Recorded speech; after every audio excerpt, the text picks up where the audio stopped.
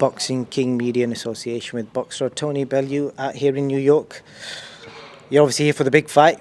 Correct, yes. Who wouldn't want to be here to watch this fight? It's, you know, the most biggest audience it's gone out to for a female bout I've ever seen. You know, to listen to, I've never seen a bout headline like this. Last time I heard a female bout talked about like this was probably Jackie Fraser and Layla Ali.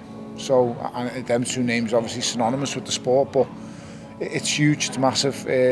Two ladies fighting at Madison Square Garden in the big room. It's unheard of. So yeah, I'm happy to be here, and I'm looking forward to the fight. I can't wait.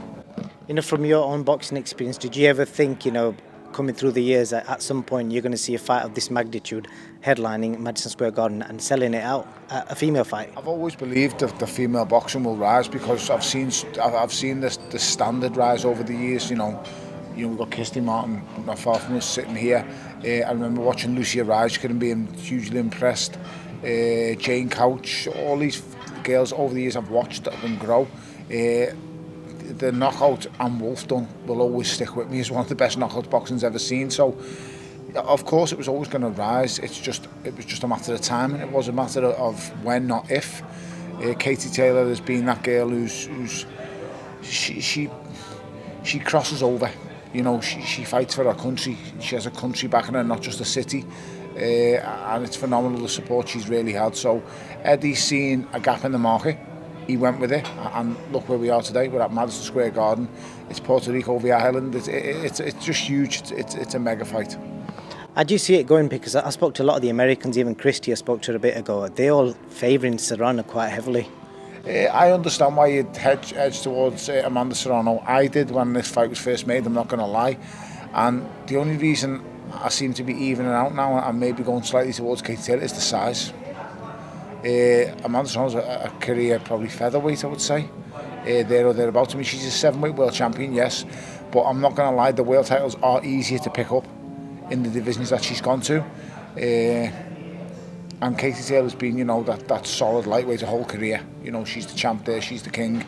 And we'll soon see what she's got tonight. But understand this, Katie Taylor has been part of these big occasions before.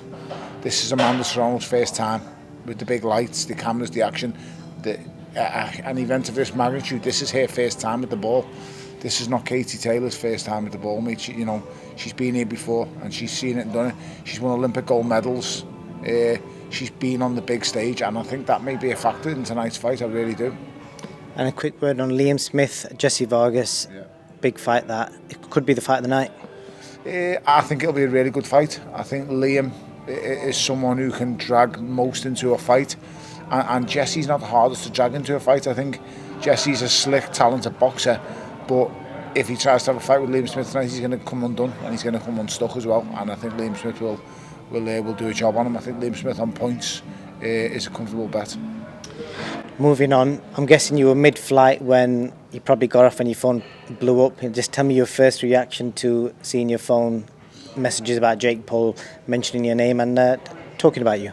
To be fair, let's be brutally honest, Jake Paul didn't actually mention my name, so which I've seen. If he did mention my name, his response would have been a lot more harsh.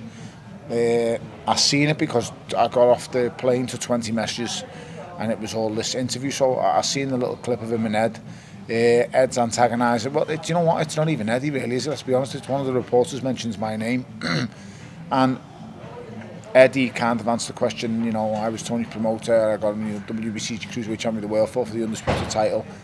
And to which he doesn't show any recognition to that at all. And then Eddie mentions Creed. The only part that I've got to say anything bad about it is always claimed to fame was Creed being a janitor in Creed. Well, I wasn't a janitor in Creed, I was the lead villain in the first movie, which went down a treat. So I've had a good little go there, to be fair, and then ultimately I've done something that he could only dream of doing, which is lifting the WBC Cruiserweight Championship of the world. And believe you me, son, that's my claim to fame. My other claim to fame is slapping the shit out of your trainer and doing him in 3 or 4 rounds, whatever it was, quicker than anyone's ever done him before. Well, to my knowledge, I don't think BJ Flores has still never been stopped. The only answer he's been stopped on is these two here. So that's about it, mate. But I have no personal grievance or beef with Jake Paul.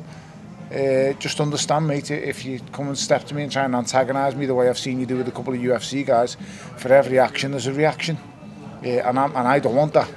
So I'll stay well away. I don't want no problems, but if you've got a problem, then no problem.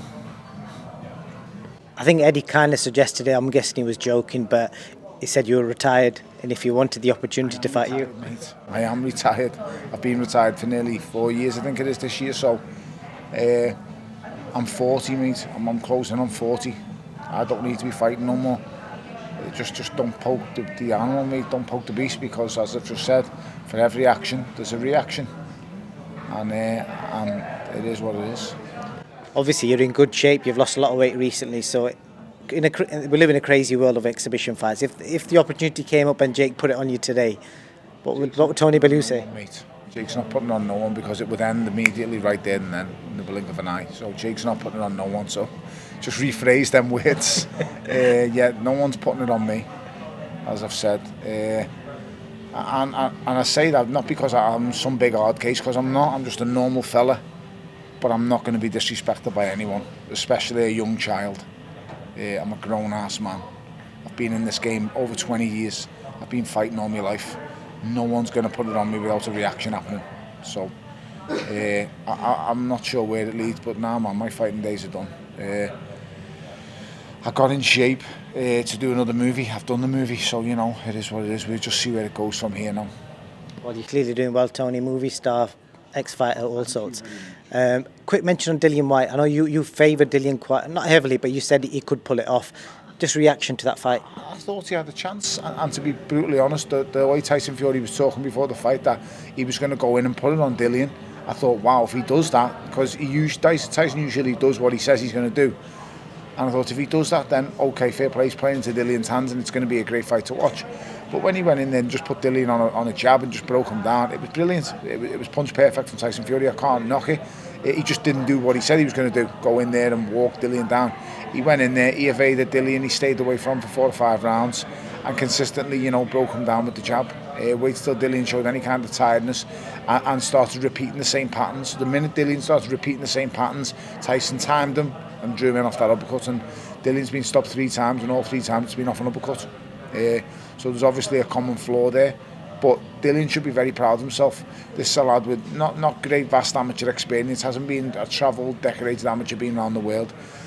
He's literally learned to fight on the job, and he should be very proud of his achievements. He's just topped the bill at Wembley Stadium in front of up teen thousands of people, and no, it didn't go his way, but it's a great learning experience for him. I thought Tyson Fury was punch perfect, and I'm not going to lie, mate, I've said to you, if I was 6'9" and weighed 20 stone, I'd invade Russia, never mind real boxing. So he's huge. He's the biggest puzzle in boxing. He really is, literally the biggest puzzle. So he's very hard to defeat. I genuinely believe there's only 2 guys in the world that can possibly beat him, and them 2 guys are fighting each other later this year. Will one of them guys be able to crack that puzzle, do you believe? Size is such a big issue when you face him. They have the attributes and the skill set to do it, both of them, but it's just whether they can. It's very, very hard, you know. When you're putting anyone up against Tyson Fury, he's the overwhelming favourite because of the attributes that he has, because of the tools that he brings to the table. At 6'9", with a reach bigger than anyone's, with a weight advantage over everyone, it's a really, really hard problem to solve. Tony, I'll leave it at that. Thank you so much for your time and enjoy the fights tonight. Absolute pleasure, guys. Have a lovely night and keep tuning in. Legend.